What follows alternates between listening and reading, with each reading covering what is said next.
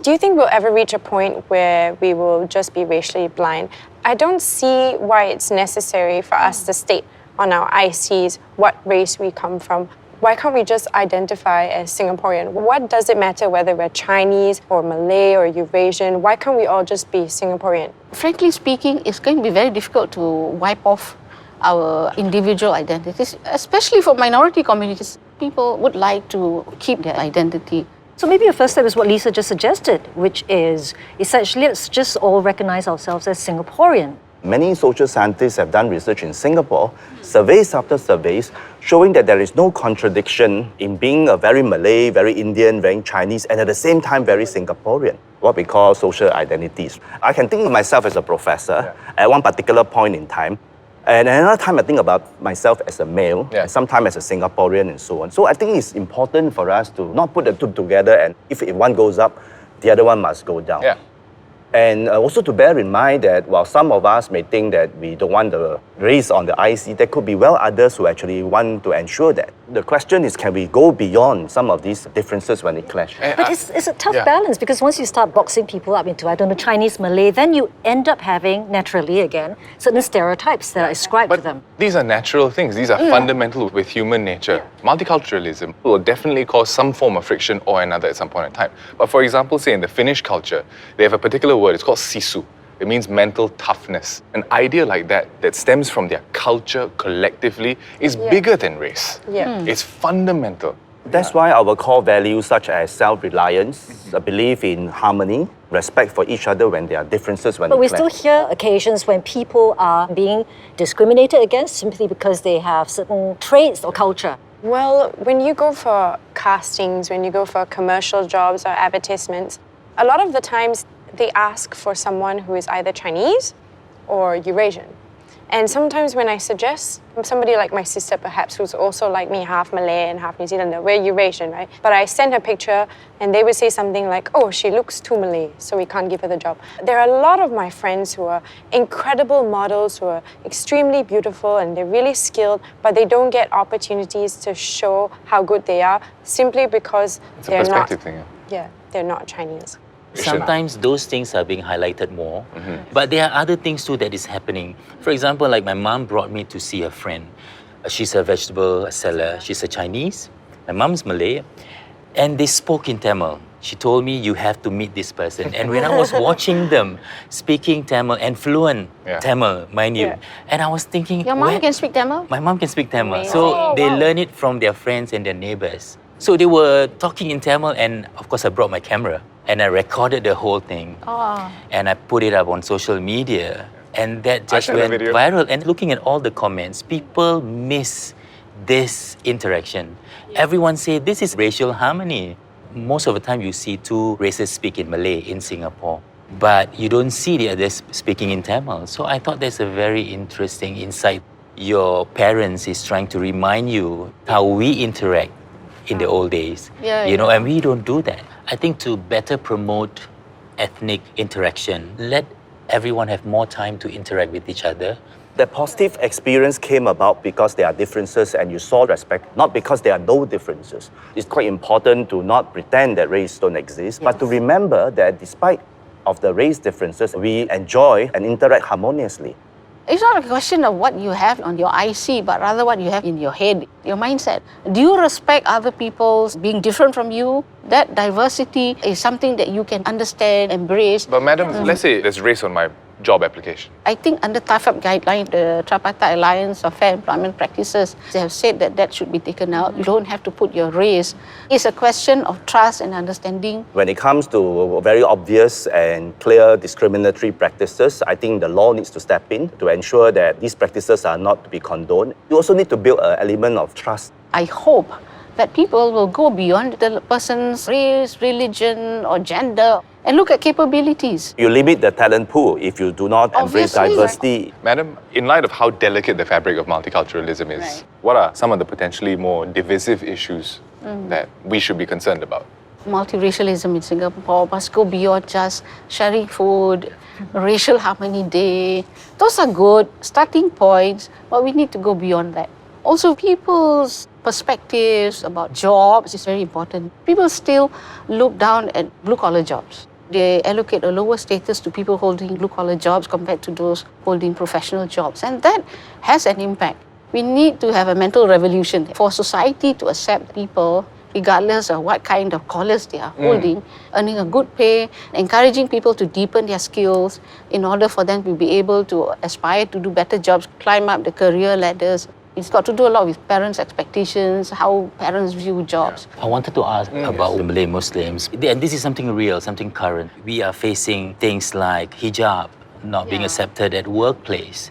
Some of them, because of that, they may not want to continue with their career. Or they switch. Where do we stand on this? I fully understand and empathize our Muslim women who wants to put on the hijab because that is a religious obligation. And so they want to be able to fulfill their religious obligation whilst at the same time go out and earn a living, support the family. That's important for us to understand and recognize. Actually, I'm curious, how old were you when you put on the hijab? Oh, I was in the second year in the university. Ah, okay. Did you pick up any sort of difference in perception or attitude or approach towards you before and after? In the university, I had very close friends of all races. I don't see any big difference in terms of how they relate to me. I have friends who are Hindus, who are Christians, Chinese, and so on. So I don't have that difficulty. There are many places in Singapore that allow the hijab to be worn. I used to work in the labour movement and visit factories. A lot of women working even on the factory floor putting on the hijab. If you are talking about inclusivity, talking about diversity, this is one of the contributing factors. Encouraging more Muslim women to go out to work, and especially those who want to wear the hijab. But in the uniform personnel area, that is where there are restrictions now being imposed. The Prime Minister has said many times it is not something that is cast in stone. At some point, I hope that that will be reviewed. And I hope particularly for the nurses. There are ways of making sure that the hijab is not a hindrance. It's good that we can have conversations like this and then we get people to understand better. And I know there are also limitations. I understand where the government is coming from. They have their own concerns. If we give in to one religion, what about the other religious faith? What would they feel about their own faith? How is it going to be accommodated when they go to work? That's something that if we can have an ongoing conversation, discussion, perhaps there will be a better understanding. I think having trust building is important. Crucial. As time evolves, it may change. The question is whether it is Malay, Indian, or Chinese community, when you're pressing for one of your individual or your ethnic interests, do you have the basic trust that the reason that you are not getting what you are pressing for is not a cynical one? In other words, there are reasons you may actually not agree with. I think that kind of trust building is important. Our understanding that at any one position on some of these religious issues is the current position. It may evolve over time, it may change. The government has made a decision, it's not a malign one. The decision made was taken for a larger good. If we can develop that kind of a trust and respect for each other, that would be critical. And what I think resilience is about, that in the face of disagreements, we still move on. That's the underlying basis of the relationship among the races in Singapore. That contributes to the social cohesion and harmony. We need to embrace the diversity in Singapore. I'm 51 this year. My best friend is Malay, and I've known him since I was 18 years old. When you're 18 years old, that's where your core values develop. I really think that at that time we didn't look at each other as you are different. I grew up forming quite positive stereotypes of certain ethnic groups because you have good friends from a particular ethnic group that is not your own. And when people talk negative things about other ethnic group, I actually get quite upset because I activate in my mind, hey, you're talking about my friend. The idea of having a naturalistic interaction, growing up together, going through common things is quite important. We must make sure that in schools, at the workplace, we do not end up segregating people. Yes, it may be a bit artificial, we're trying to bring people together, but we need to make that happen to allow that naturalistic intervention. I don't think it's going to be very natural now because you see a lot of our young now spend a lot of time on technology, internet, social media. And if this continues, they have less time for real interactions with each other. Like how we connected when we were young. As a child, I stay in Tanglin Hall. Predominantly, there's a lot of Malays there, but I have Chinese neighbors. When I go and play with my Chinese friend, she always tells me, before you go inside the house, ask permission. This is basic. As parents, we have to instill certain values when it comes to interacting. You just respect the other person. We used to ask for sugar and salt because we were all poor at that time. But when we interact, it was a rich experience. There was no such thing as Malay or Chinese. I have a good friend who come to my house and he calls my mom Ma. He calls my father Pa. He just embraced the language. I was wondering, how did that happen? If my kid have a Chinese friend, will she call me Pa? I don't know. Something must have happened along the way that changed this. We need to know each other. Know someone who is different from you. Try and understand them better. But apart from the government giving a helping hand and the general society changing their perception, the family unit is a key pillar of support. Yeah. So how do we further strengthen ties within the family so that it can help us improve on this situation?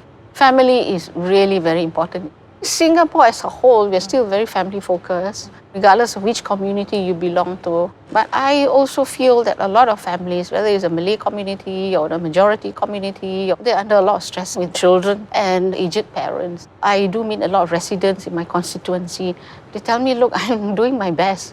I have to take care of 3 children and my wife can't work because the children are still small. Then I have to take care of my elderly parents and the medical costs and so on. Families struggle quite a bit because of our aging population. These are the families that are sandwiched in between. Well, in terms of making people decide on what kind of families they want to have, how many children, ultimately it's a very personal decision. I have 5 children, and at that time, maternity leave is only granted to 2 children and only 2 months. So it's a very personal decision. When I do house visits in my constituency in Marsiling, I met one resident and she's got young children. Her mother lives in Bedok. The neighbor who's a Chinese, she's a Malay. She said, this auntie is like my mother. Very friendly, they support each other, and sometimes when she has to go out, nobody to take care of her young children, she just leaves them at auntie's house.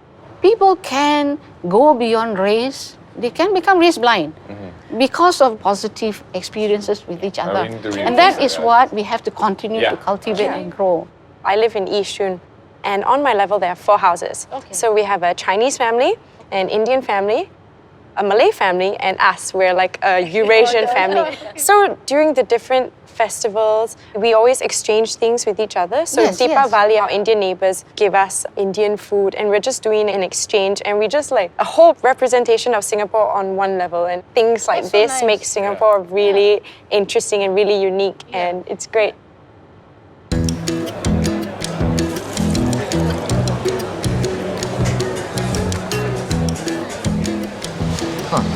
Nasi lemak looks good. Hey, Taufik. Hey, Minister, how are you? Fine, yourself? I'm good. How long have you been waiting in line? Oh, about 30 minutes. That's quite long. I think it's worth the wait. Yeah, people from all over Singapore come here just for the nasi lemak. That's right. But I was told over here, the Indian rojak and the town store are also quite popular. Oh yeah? Yep. I think I better go line up because the queue is getting longer. I think that's a good idea. Okay. Yeah, I'll see you. Take care. Bye. Bye-bye.